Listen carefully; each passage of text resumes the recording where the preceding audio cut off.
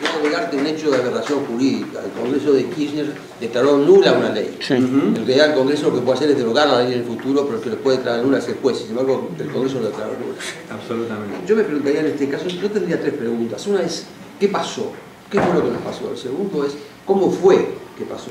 Y la tercera pregunta es, ¿por qué pasó lo que pasó? Yo creo que acá es donde viene el rol que yo esperaba de Ceferino Real.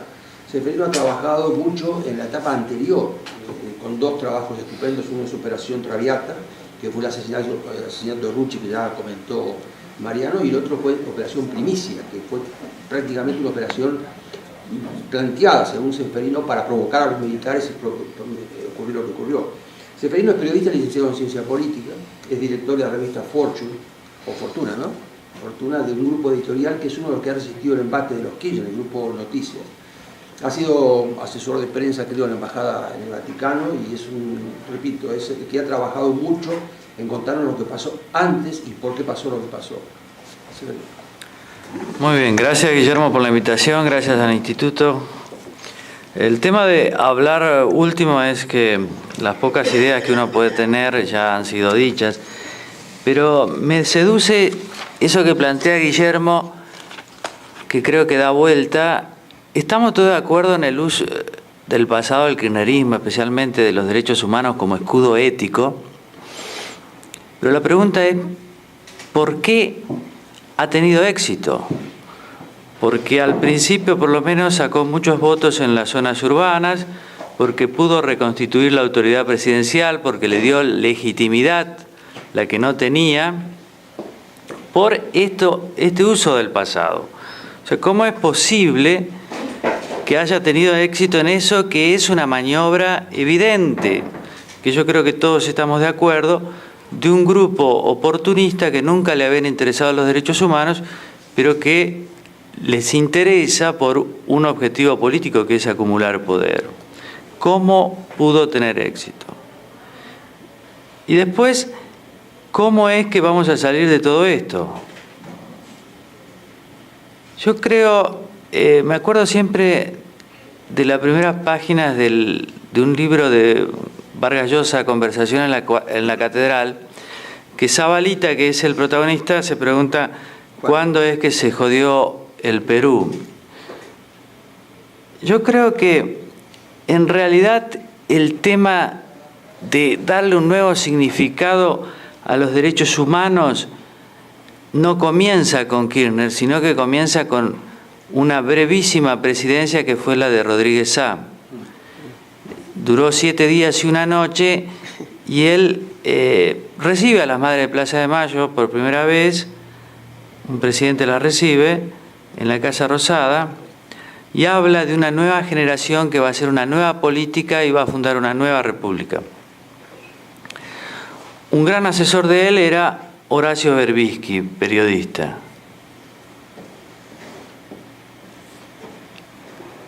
Creo que lo que se da cuenta Adolfo Rodríguez Sá es la extrema frustración de la sociedad argentina por la crisis del 2001. Y creo que lo que se da cuenta Berbisky, que después aplica muy bien Kirchner, es la necesidad de encontrar una explicación de cuándo se jodió la Argentina. Y creo que la explicación es se jode en los 70. Creo que el gran chivo expiatorio son los militares, pero no porque no hayan cometido errores, porque en realidad la dictadura cometió todos los errores posibles. No solo hacer desaparecer personas, que yo he hecho libros demostrando la falsedad de los 30.000, pero claro, son miles y miles de desaparecidos creyendo que eso iba a pasar impune, que nadie los iba a reclamar. Guerra perdida, crisis económica. Es decir, que los militares hicieron en esos 7 años todos los errores imaginables. De la teoría política uno no podría decir qué errores puede cometer este gobierno. Bueno, cometió todos. Pero chivo expiatorio es otra cosa, es concentrar en un grupo todas las causas de por qué a este país le ha ido tan mal. En el 2001 nosotros tuvimos a punto de una disolución, o por lo menos estaba presente. Me parece que el tema que contesta Rodríguez Say al principio y después Kirchner es esa respuesta a la gente. ¿Por qué somos el país de la eterna promesa? Por culpa de los militares. Que además la característica del chivo expiatorio es que es un sujeto bien identificable, pero que no tiene poder. Por eso es un chivo expiatorio, si no, no sería un chivo expiatorio. O sea, es un grupo identificable al cual se lo puede castigar. Porque si no, ¿cuál sería el objetivo de tener un chivo expiatorio? Entonces yo creo que ahí está la gran habilidad del kirchnerismo. Que en Argentina todos nos conocemos y sabemos que son oportunistas, pero el problema es la eficacia política. ¿Por qué logran legitimidad, reconstituir la autoridad presidencial? ¿Y por qué logran que el tema de los derechos humanos, aun cuando todos sabemos en qué ha derivado, no es un tema que la oposición lo tome? Le han preguntado hace poco a Macri qué es lo que iba a... Macri es uno de los candidatos opositores que puede ganar, qué es lo que iba a preservar de este gobierno. Bueno, dijo prácticamente todo, ¿no? Vamos a seguir con una aerolínea de bandera estatizada, en fin, un montón de cosas. No le preguntaron por la política de derechos humanos, pero él hubiera dicho, vamos a seguir con la política de derechos humanos. Porque no hay ningún candidato que verbalice todo esto que se sabe, toda esta situación de irregularidades y demás. Y eso es lo mismo que decir la eficacia que ha tenido el kirchnerismo en darle esta resignificación a los derechos humanos. Ahora, esto es posible también por la abdicación de un montón de sectores. Yo en mis dos últimos libros, uno es Disposición Final, que son un recuento de la dictadura por dentro a partir de declaraciones de Videla, y después Viva la Sangre, que está situado en Córdoba. Encuentro que hay un actor muy importante en todo esto, que es la Iglesia Católica, y que yo la puedo poner como objeto de análisis porque soy católico.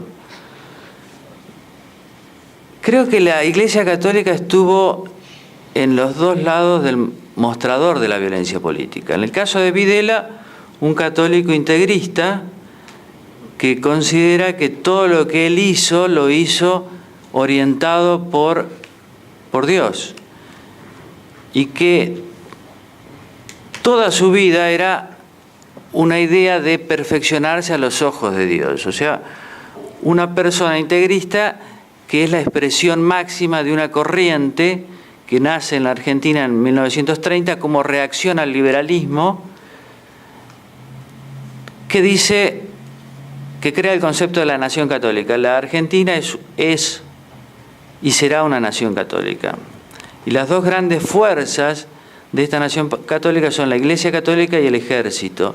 Y Videla expresa eso, o expresaba eso, el punto máximo de ligazón entre el Ejército y la Iglesia Católica. Ahora, en el otro libro, En Viva la Sangre, encuentro que Montonero, que para mí es el grupo guerrillero más importante, el ERP me pareció siempre como la legión extranjera, pero Montoneros era algo que era muy argentino. Es una expresión peronista, por lo tanto es muy nacional y popular. Montoneros nace, y en Córdoba se ve bien claro, de la Iglesia Católica. O sea, los fundadores de Montoneros en Córdoba, pero también en otros lados, son todos jóvenes, en general hijos de familias conservadoras, que habían pasado muchos de ellos por el Liceo General Paz, o sea, vinculación con el ejército, y todos eran católicos, pero no católicos así nomás, como por ahí puede ser uno, sino católicos convencidos, con actuación a nivel pastoral. O sea, Montoneros nace en las sacristías de la Iglesia, y eso se da en Santa Fe, en Buenos Aires, en otros lugares, pero en Córdoba, como Córdoba tiene esa capacidad de resumir muchas cosas que pasan, anticipar cosas que pasan a nivel nacional y resumirlas en su esencia, nos da, si pudiéramos hacer un experimento de laboratorio, Montonero es una creación católica. En el marco de lo que decía Mariano también, de una pelea interna en la Iglesia Católica entre una vertiente más conservadora, otra más progresista, después del Concilio Vaticano II, que se da en la Argentina y en todos los países, pero que en nuestro país fue muy importante, porque la Iglesia es muy importante. No solo porque somos muchos católicos, sino por la gran penetración capilar que tiene. En los 70 entonces tenemos una Iglesia Católica que está armando a los militares y también a montoneros. Entonces, lo que falta para mí de importante es la autocrítica de la Iglesia Católica. Y ahora que tenemos Papa, yo creo, para ser un poquito optimista sobre nuestro país, que me da la impresión de que lo que está faltando para dejar de buscar chivos expiatorios, para darle un significado más concreto y realista a los derechos humanos, para evitar la desmesura del kirchnerismo y la cobardía de la oposición, es que una fuerza relegitimada con el Papa Francisco, como la Iglesia Católica, encare lo que debió haber hecho hace unos cuantos años, una autocrítica de la Argentina a partir de ella, de cómo una iglesia puede alimentar a los que mataban por derecha y los que mataban por izquierda, cómo el mensaje de Cristo puede derivar en una institución que cobija a Videla y cobija a Firmenich. Yo creo que es nuestra única esperanza para que nosotros podamos hacer un replanteo y abandonemos los 70. Los 70 tienen un gran atractivo para nosotros, porque en pocos años hemos asistido a el fracaso de por lo menos tres patrias que congregaron a casi todos los argentinos. La patria peronista, la patria socialista, que murió antes de nacer, y la patria militar. Entonces, nosotros estamos volviendo siempre a los 70 para encontrar ahí que nos digan por qué, cuándo se jodió la Argentina y por qué se jodió la Argentina, por qué no podemos levantar. Yo, a principios de este año, era mucho más optimista que ahora respecto a la Iglesia Católica, porque el Papa Francisco en un momento dijo, en una reunión de cardenales de América Latina, estaba hablando de la educación católica, la utopía católica, y él habló de que en la Argentina tantos jóvenes de la Acción Católica se hicieron guerrilleros por una mala educación de la utopía católica por parte de la Iglesia. Pensé que por ahí venía. Creí que la Iglesia nuestra, digamos nuestra cúpula, iba a tomar ese guante y hacer lo que todos estamos esperando.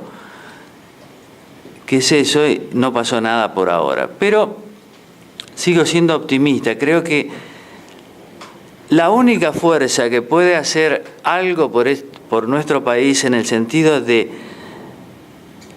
poder pensar para adelante y no estar preso del pasado es la Iglesia Católica a partir de su grave responsabilidad en los 70. En el libro Operación Primicia, que él lo recordaba, un ataque de montoneros a un cuartel, personaje clave fue un chico que no era formoseño sino santafesino, que era conscripto, Roberto Mayol, que también era un joven católico, educado con los jesuitas.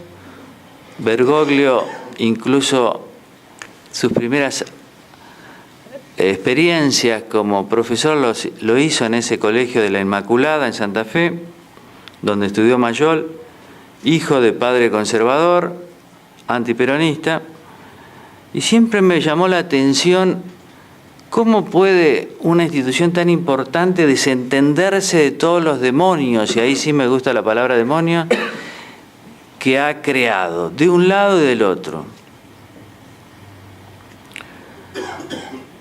Yo creo que